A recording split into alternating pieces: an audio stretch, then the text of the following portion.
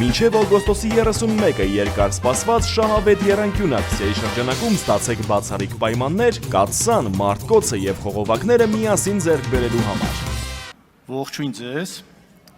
Ես ամեն դեպքում ցանկացած պարագայում միշտ տեսամբյոնից հանդես եմ գալու բարեկրթության և բարևարկության սահմաններում,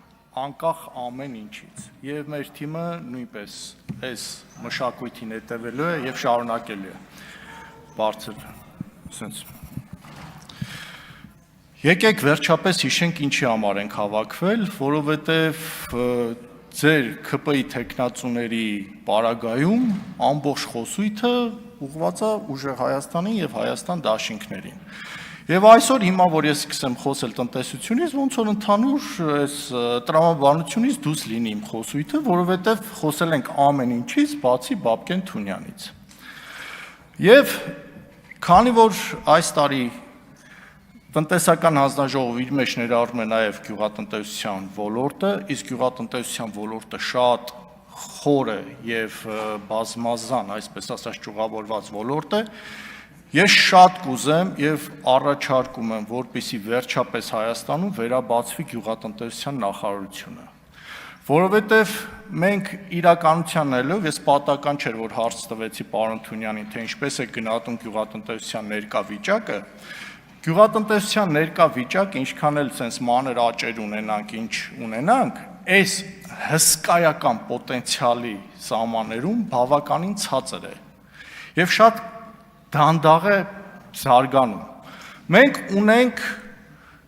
այն եզակի երկրներից ենք, որ ունենք կլիմայական բազմազան գոտիներ, մերձարևադարձային խիստ ցամաքային գոտուց մինչև մերձարկտիկական կլիմայական գոտի, որտեղ հնարավոր է աճեցնել բազմապիսի և բազմազան մշակաբույսեր։ Մենք ունենք ջրային բավարար ռեսուրսներ, 7 միլիարդ խորանարդ մետրից ավել մակերեսային կուտակման ջուր, ինչը մսխվում է մեր երկրում, մսխվում է մեծ քանակով։ Մեզ անհրաժեշտ է այս ոլորտը մանավանդ վերջին 1-2 տարիներին շատ լուրջ խնդիրների առաջ է կանգնել և հիմա էլ մենք կանգնած ենք շատ լուրջ խնդիրների առաջ և պետք է կարողանանք պատվով դուրս գալ, որովհետև, այսպես ասած, կոնի վրա մեր գյուղացիների, մեր ֆերմերների քրտնաջան աշխատանքն է։ Ես ինքս որպես գյուղատնտեսությունով զբաղված մարդ և շատ մեծ կորուստներ կրած մարդ հորդորում եմ հնարավորինս շուտ բացել գյուղատնտեսության նախարարությունը, որովհետև այդ նախարարությունը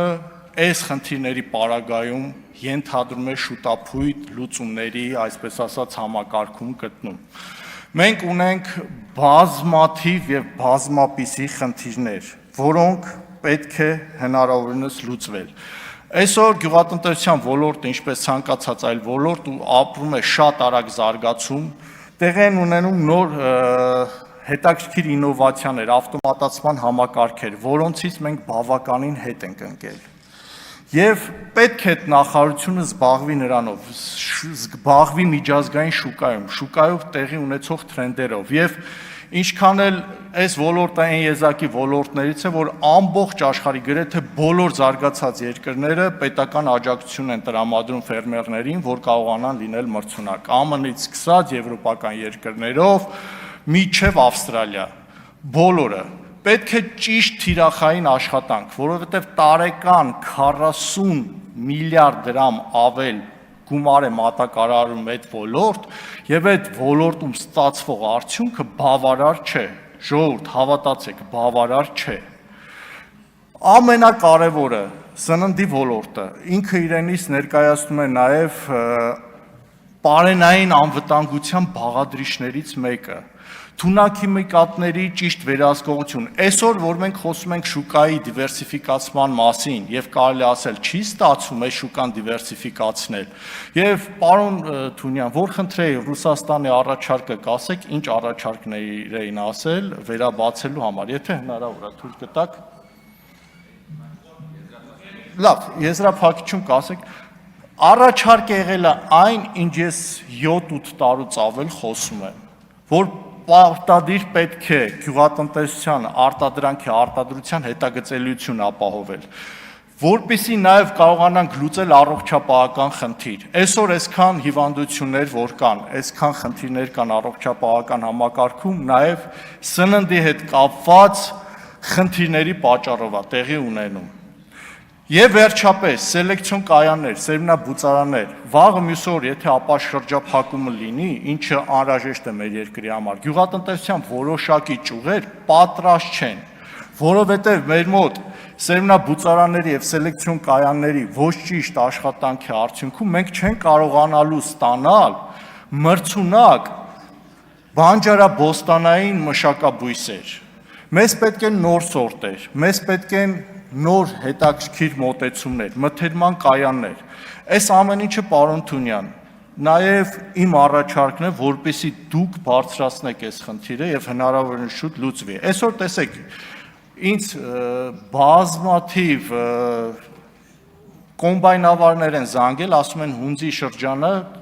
դիզելային վառելիքի կանեստրը բարձրացել է 11,000-ից ավելի բարձր եւ մենք չենք կարողանում մեր գործունեությունը իրականացնել։ Սա իրանից ենթադրում է շուտափույթ լուծումների, այսպես ասած, ներկայացում։ Կարող է պետք լինի սուբսիդավորել ներկապային կարող է պետք լինի սուբսիդավորել այս պահին հունձի ժամանակ դիզելային վառելիքը։ Մոտ ժամանակներս արդեն խաղողի բերքահավաքի ժամանակն է գալիս, ինչը ենթադրում է նորից հստակ գործիքակազմի կիրառում, որպեսզի ֆերմերը չմնա իր արտադրած, իր, այսպես ասած, աճեցրած բերքի մոտ ձեռնունայն։ Այս ամեն ինչը հետևում է հստակ անասնապահության ոլորտում, գիտեք, արդեն խոշոր եղջերավոր անասունների գլխաքանակի պատճառով Հայաստանում տավարի միսը փետրվարից մինչև հիմի բարձրացել է 1000 եւ պլյուս դրամով կիլոգրամի կտրվածքով, ինչը չի կարող բացասական ազդեցություն չունենալ մեր հայրենակիցների սննդի հետ կապված հարցերում։ Եվ ամենակարևորը, դուք առաջ երբ որ ելույթ ունեցաք, մեզ ասացիք, որ նախորդ նստաշրջանում տնտեսական հանձնաժողովի նիստերին ընդդիմադիրները չեն մասնակցել։ Ես վստահ ասում եմ, ուժեղ Հայաստան դաշինքի տնտեսական հանձնաժողովի բոլոր անդամները ոչ միայն մասնակցելու են, այլ ակտիվ իրենց ներդրումն են փորձելու ունենալ եւ պլյուս մի հոգի եւ այդ մի հոգին ես եմ լինելու հուսով եմ գյուղատնտեսության թեմաներով ինձ կհրավիրեք ձեր նիստերին։ Շնորհակալություն։